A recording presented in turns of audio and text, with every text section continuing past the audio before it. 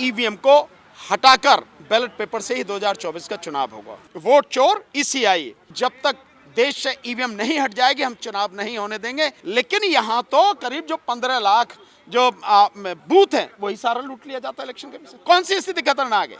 EVM वाली खतरनाक है कि मोदी के पास में ईवीएम के अलावा जीतने का कोई रास्ता ही नहीं। हम लोग इस ईवीएम को घुसने नहीं देंगे, ये स्पष्ट रूप से यहाँ कहा गया है। और दूसरा ये है कि फिर से नारे, जो आपने कहा कि फिर से नारे सुनाई देने लगे हैं, ये नारे फिर से नहीं सुनाई देने लगे हैं।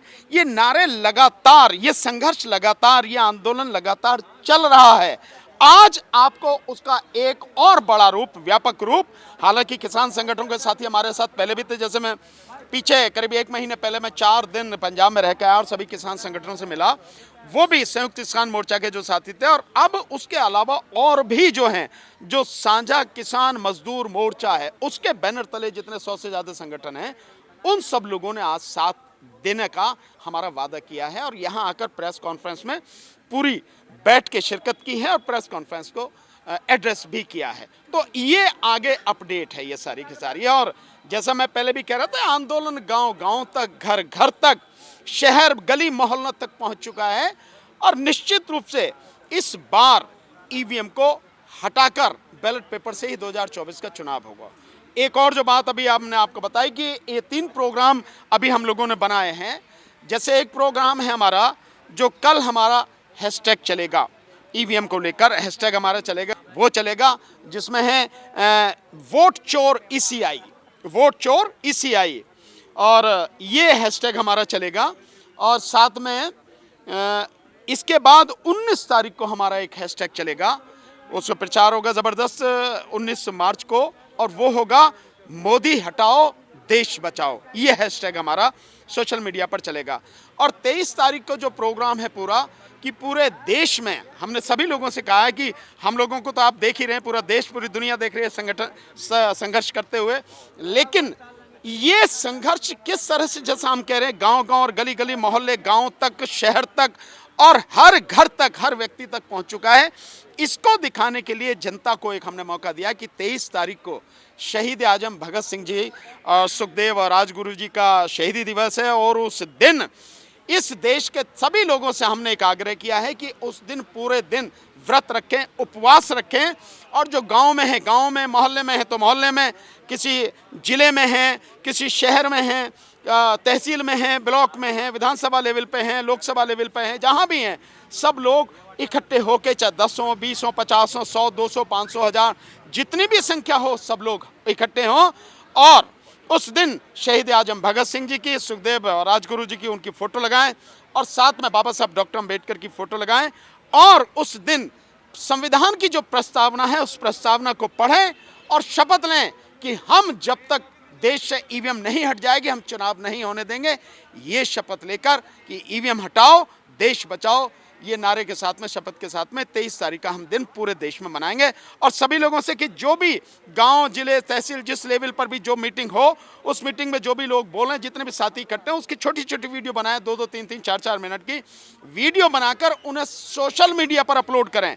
जिनके अपने फेसबुक अकाउंट हैं, जिनके अपने यूट्यूब चैनल हैं उस पर, या जिनके व्हाट्सएप ग्रुप हैं उन पर बोलें, या इंस्टाग्राम वगैरह, वहाँ सोशल मीडिया पे डालें कि हम यहाँ से हैं, हमने ये प्रोग्राम आज बनाया ईवीएम हटाओ के समर्थन में। ये प्रोग्राम हमारा आगे का है। जी, मैं आपसे एक प्रश्न पूछना चाहूँगी कि जैसे चंडीगढ़ के चुनावों में बैलेट पेपर में भी चोरी की गई, तो आप इस पे क्या कहना चाहेंगे कि अगर बैलेट पेपर पे अब चुनाव हुए तो चोरी नहीं होगी? नहीं, चोरी हुई, लेकिन वो चोरी पकड़ी गई।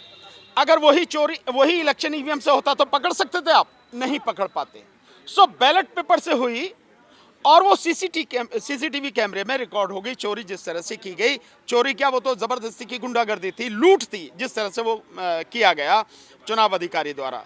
सो वो पकड़ी गई। दूसरी बात ये है कि आप ईवीएम से और बैलेट पेपर से, जो लोग कहते हैं कि चोरी वहाँ भी होती है, वहाँ भी बूथ लूटे जाते हैं, आखिर ईवीएम से पूरा इलेक्शन एक जगह बैठ के लूट लिया जाता है, वो ज्यादा खतरनाक है, या कहीं जो बूथ वैसे लूटने की बात है, बैलेट पेपर की जो बात कर रहे हैं, वो जमाना अब नहीं है जिस समय पहले बूथ कैप्चरिंग हुआ करती थी, आज नहीं होती।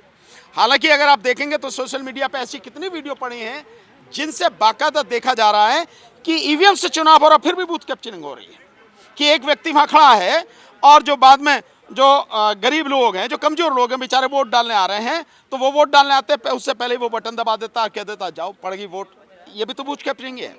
सो ये सारी स्थिति है, लेकिन ये केवल उनका उनका अपना आर्गुमेंट है कि इस तरह से भी बूथ लूटे जाते हैं, बूथ कैप्चर होते हैं, लेकिन उसमें आर्गुमेंट में कोई दम नहीं है किसी भी तरह का।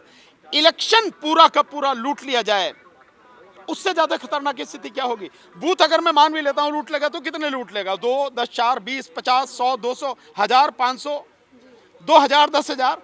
लेकिन यहां तो करीब जो 15 लाख जो बूथ हैं वही सारा लूट लिया जाता है इलेक्शन के पीछे। कौन सी स्थिति खतरनाक है?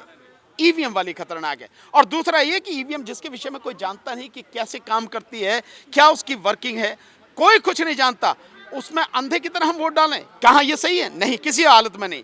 चुनाव पूरी तरह से निष्पक्ष, स्वतंत्र, पारदर्शी होना चाहिए और वो केवल और केवल बैलेट पेपर से संभव है।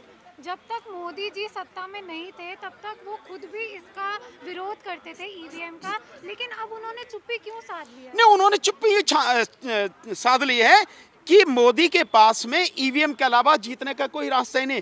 अब सोशल मीडिया पर देखें आप, मैं एक आपको बता रहा हूँ, सोशल मीडिया पे एक ये पूछा जा रहा है कि आज के समय में जो प्राइम मिनिस्टर कैंडिडेट है वो कौन है, उसको वोट दीजिए।